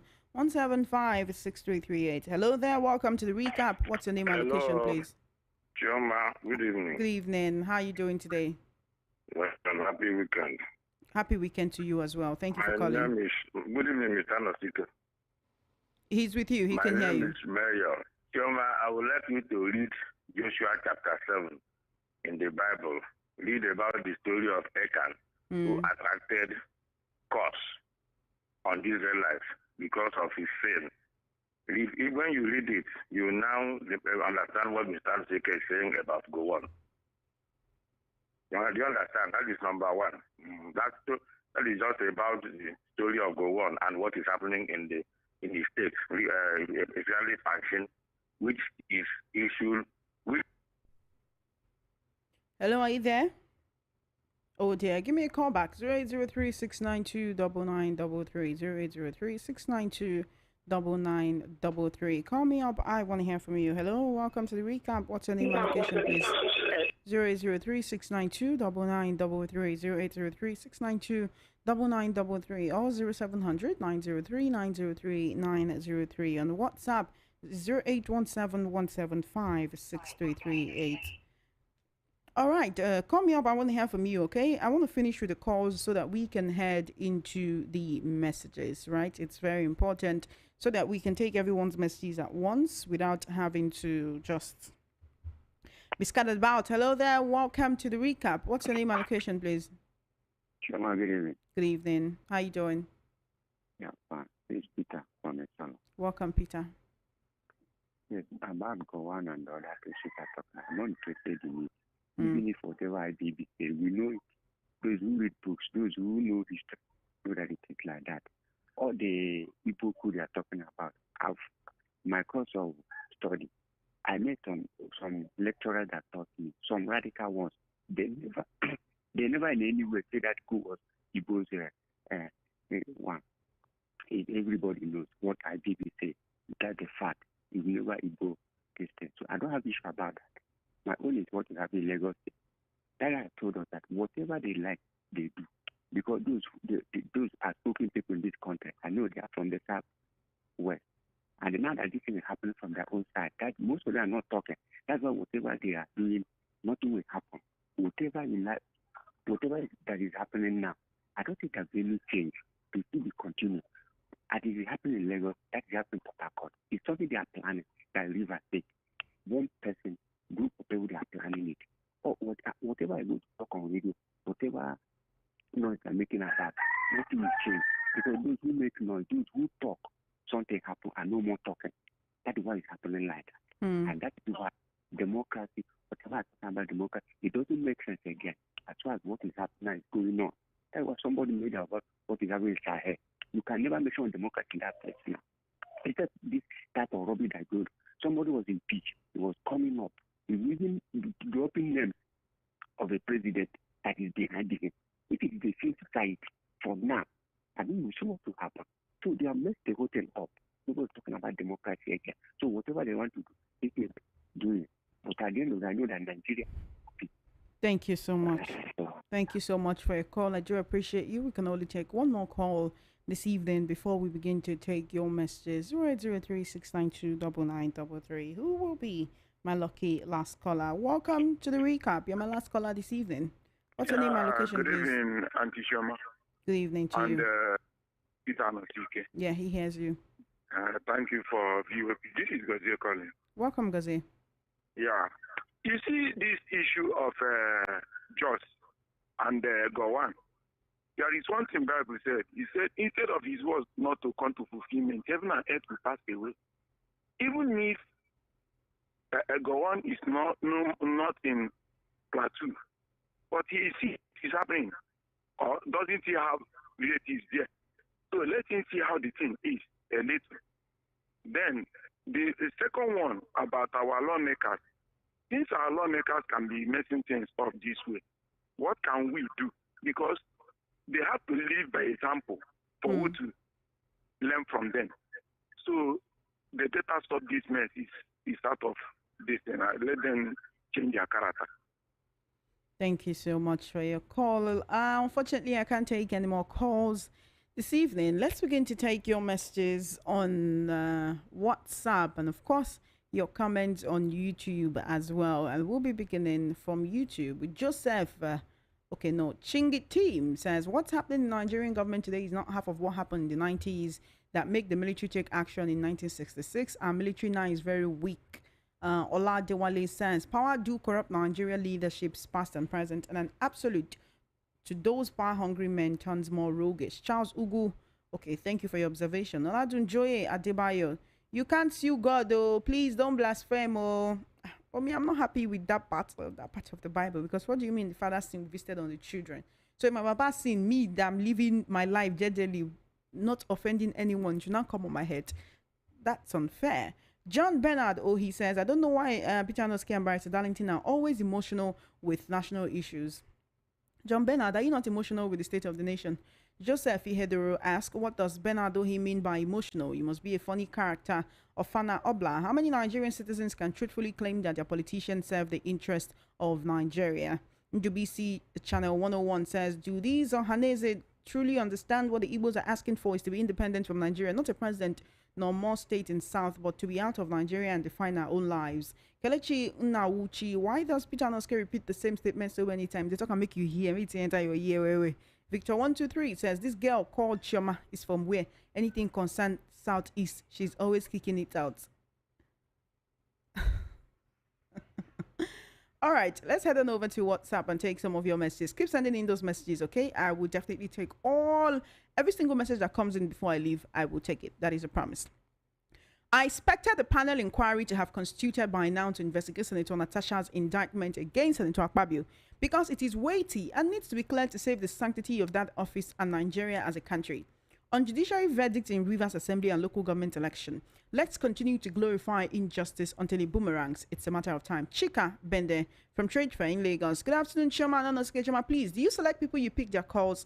Because it's only one set of people that always call. I only get through on Citizen Jones' show because his show is for everybody. Are you asking me a question or you are accusing me of something? Let me know before I answer you. Charles from Festac.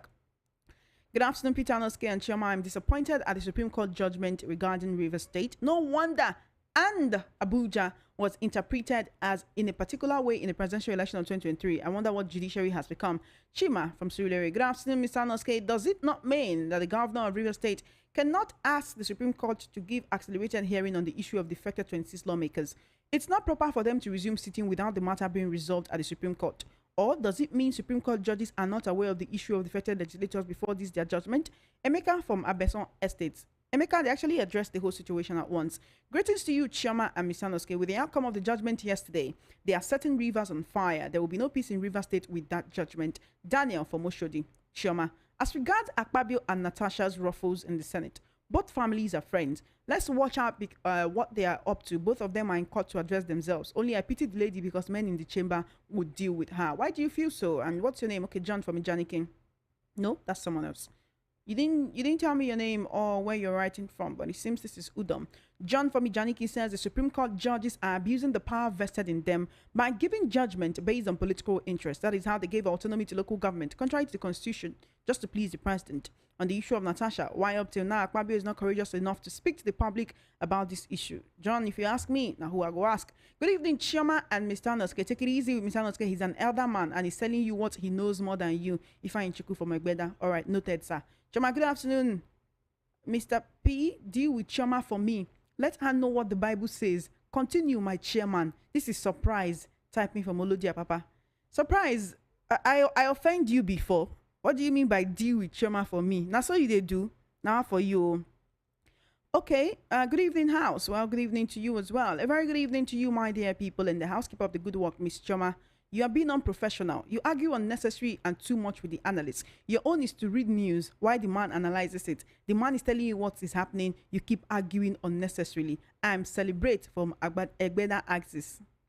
Sorry, Celebrate. Novice, yeah? Good evening, Chama. Our judiciary will be the death of our tottering democracy. An institution set up to safeguard democracy is now the undertaker of the same by doing the bidding of tyrants. Where did the Supreme Court get the power to stop statutory allocations to a state? The same way they tried to change the constitution through the back door with the LGAs. Nigeria needs radical citizenry because a man cannot hold active citizens to ransom. On Akpabio, he forgot that he also got into the 10th Senate through the court because he originally did not partake in the Senate primary of the APC. And since he's been there, it's been one scandal or another. I think his constituents should begin the process of recall so he'll stop embarrassing them. Steve from Egbeda, good evening, Chioma, and the revered senior journalist, Mr. Anoske. Thank you immensely for your insightful analysis, especially Gowon and his Civil War massacre. Unless he confesses his sins against Indigbo, he will not die peacefully. Judiciary is for the highest bidder for me. River State will shake with this last Friday ruling from the Justice at Supreme Court. Finally, 10th National Assembly needs to purge themselves now. Not only Akpabio, but all. Free Nnamdi Kanu unconditionally. Churchill from Ikorodu. Greetings to you, Chama, Mr. Nosike. It's quite unfortunate that we don't have a Senate. The 10th Assembly are worst in the history of this country. Akpabio is not mature enough to be our Senate president. He's a womanizer. A woman slapped him the other day because he's having an issue with Natasha, and the wife is bold enough to defend him. Is this how to run a country? This book launched by IBB is an eye-opener. Some are misled and tag the coup. As a result of that, Igbos are marginalized. The truth remains our judiciary are captured by the ruling party. In the days of Obasanjo, when Tinubu sued him to court, that was when our judiciary was working. The verdict they gave. I'm not interested in zoning, but to see Nigeria work, let the three arm of government work. For goal one, he will reap what he sowed. Okay, for go one, I say it's ready. Go one. I'm expecting him to write his own book. All right, Prince Ayotek from Arena Market. Good evening, VOP, my queen. VOP queen. My name is Shakanade. Nigeria Matano Biyo. I greet you, my brother. You know what? You are right. It's on record that that the judge that gave victory to Senate President has be jail good more. I don't understand that Deacon or from Afoluku Oshodi. I'm sorry, sir, I don't understand what you mean. 1954, Martin Luther King in USA told American government, the time shall come the blacks and whites will eat on one table. Because of this, he was killed. Nnamdi Kanu will rule Nigeria. Babo, isn't this a tall dream? Chama, good evening. Ike from Ijegu. I'm so saddened that the country is drifting to anarchy. So what is happening in Lagos and Rivers? Yeah, it's a pity we entered one chance. Wilfred from Sulere. Chama, we're talking about the standard of living and hunger, and you're talking about zoning. Not be me, Takamo. Hey, who's zoning app? I don't give about zoning. Wilfred, if I have my way, I'll bring people from Europe, America, Asia, etc. to be in strategic positions in this country, starting from the presidency, because their mentality, orientation, perception, and mindset is different from we black people. Are you being racist towards yourself? It is unreal why Nigeria will never move forward for all the self-aggrandizement and the hunt for beautiful women in the Senate, Abi. So that the hunt for beautiful women. Do our so-called leadership across board need mental evaluation for all the worry occurring, even quickly? But how are those being led? Thank you for your message. I believe this is Mr. Adewale or Mr. Ola, I think. A simple message to my fellow Nigerian citizens that did not witness the Nigerian civil war. A war is a situation where those that don't know each other kill themselves, which was caused by the few that are at the helm who doesn't kill themselves. Uchechukwu Emmanuel Chiano from Ejigbo. Yemi in Lagos on Natasha's show, listening to various contributions on the matter, is very clear that most contributors have failed to understand the crux of it. What the Senate Disciplinary Committee will be looking into is strictly about Natasha's unethical behavior on the floor of the Senate, which was by any reasoning embarrassing not only to the hallowed chambers but also to the nation, and not whatever issue she's bringing up. To be fair in our analysis, we need to draw a line of difference between Akpabio as a private individual and Akpabio as a Senate president. The Senate president personifies the institution of the highest lawmaking body of Nigeria. So, Natasha's rude and disrespectful attitude towards him during plenary can never be excused. Not even cheap blackmail can help her. Yemi, from what you've written, it seems that you've already taken sides. It seems you've already taken Akpabio's sides, and you're saying that Akpabio as a private individual is different from him as a Senate president. If Natasha is claiming that he made overtures to her in his office, then he did that in his capacity as the Senate president. So as much as you want to make a dichotomy between Akpabio, the individual, and Akpabio, the Senate president, it will be very difficult to do that. Whatever a policeman does when he's wearing mufti, yes, you can pin it on him as an individual, but whatever he does when he's wearing that uniform, there is a difference. Read our messages. The purpose of our message will be lost at the end. Are callers more important than those who sent messages? I guess it's a total waste of time sending messages. See plenty messages sent above. I should have called though. No vex. Wow, so Choma should not correct an elder when an elder is saying something wrong. Abi, see someone trying to silence Choma, oh, we don't suffer, oh, auntie, please balance it, oh, read our own messages and pick calls as well. Don't leave our messages till the end. Our opinions also matter. This is from Kola. You said, Choma, thank you and God bless you for correcting your guest. Mr. Anoske, how can you be okay with the way people are being killed? I'm sorry, but if someone like you becomes a leader, you order the killing. No. Please, don't, you can't say that. I believe Igbos should call in and correct him on this statement. They did that. Hatred is bad, sir, pure and simple. I'm disappointed to hear him celebrate people being killed. That is not a celebration. Thank you, Choma and the caller, for not keeping quiet. Our leaders are bad, but what, must we be mad and act the same way as well? So sad, caller. Thank you, caller. Thank you for your message. I've read all your messages. Okay, I saw it. The callers are, everybody is important. That's why we say send messages. Thank you. And my name is Mr. Emeka Igwe. I'm hereby saying the former head of state, Yakubu Gowon, should apologize to the Igbo nation for what he did during the war. Else, he'll be standing the risk of being sued to the International Court of Justice. Good evening, Sister Chairman Anoske. I'm Chimeziem from Ijeshatedo. Mr. Peter is right about the people of Plateau suffering from the wickedness that was being carried out by Gowon. Our God is a God of justice. Put down for capital letter. Visiting the sins of father down to the fourth generation. For Akpabio's wife defending him. By the time our God of justice chooses to visit his sin, she will eat and suffer from it, because the tribe of Reuben suffered because of the sin of their ancestors. Thank you, sir and ma. The funny thing about these things, everybody saying, oh, that is right, the sin of the father should be on the children. Will you be happy if the sin of the father is coming on you? Good evening, Chama, Mr. Noske. Chama, can you read Joshua chapter 7? Mayor in Festac. All right, Mayor, you called in. Hi, good evening. I'm Sophia. I stay in Festac. Sophia, this is not what we're talking about at the moment. Chama, well done. Let Anosike take it easy. God is merciful. Do you know if we have fewer men in the assembly, what happened to Akpabio and Natasha will be vice versa? I'm not defending Senate leaders anyway. I'm sorry, but you are. Chama, the judiciary is trying to set rivers on fire. The one they gave Imo is still boiling up till now. I'm Waboeze from Ojo. The judiciary is not trying to set anyone on fire. If you feel that the judgment is wrong, it's just unfortunate that that's the Supreme Court. So where are you going to take it if you can't take issues to the Supreme Court, since that's the highest court in the land? Please, Chama, the issue of defected legislators have not been resolved. It's still before appeal court. Please, Mr. Peter, respond. Emeka from Abeson Estate. The law of karma said, whatever you sow, you will reap. What is the name of that jazz you played? Leo Oscar, Just Before the Rain, is from Leo Oscar, Just Before the Rain. Sister, I'll be a better person. I'm putting you on to good jazz music, okay? All right. Good evening, Chama. Your message don't disappear. What did they happen? I'm trying to check your message, but it has literally disappeared. Your message don't make my system they hang. What did they happen for here? Okay. I'm still trying to take your messages on WhatsApp. So it says that barrister got his information from his village people and he's accusing Gowon with an ancestral hatred. You should go and read history. Gowon did not establish the war. He's short though. Miss Chioma Akpabio will use his considerable wealth and influence to suppress the case, just like Wike did. Money and power can be used to manipulate justice system in Nigeria. Okay. That is your opinion. Chama, I wept for Nigeria, my country. Chai, God should help Nigeria. Kilo from Barua, Ijesha. Good evening, Chama and Anosike. The Bible says in where be oxide for Bible? I don't know this book. Oh. Okay.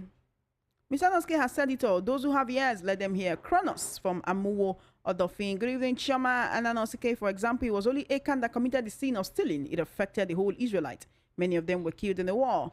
All right. And that the chief judge that decided Senate President case, make him to be Senate President, has been jailed. Elder Deacon Owo. All right. Thank you so much. Good evening, Chairman Anoske. The only thing I want to say is unless these people in power are not flushed out, things will never change. Okenwa from Ajegule. Mr. Anoske, are you on Facebook? Because someone is asking for your Facebook handle.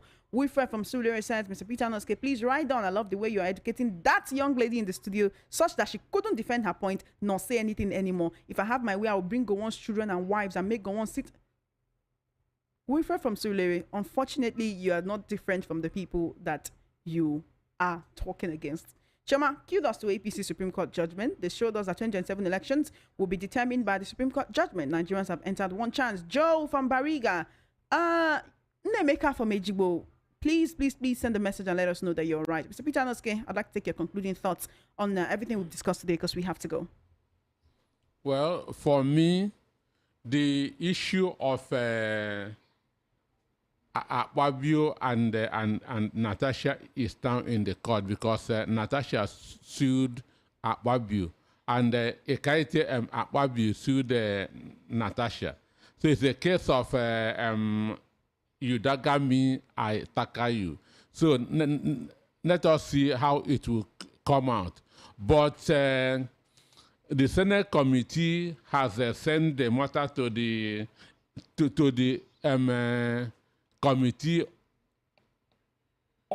committee on ethics.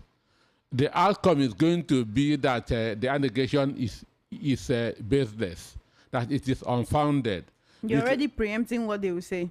Yes, but ethics committee dismissing it has not dismissed it in the conscience of Nigerians because there's a precedent to it.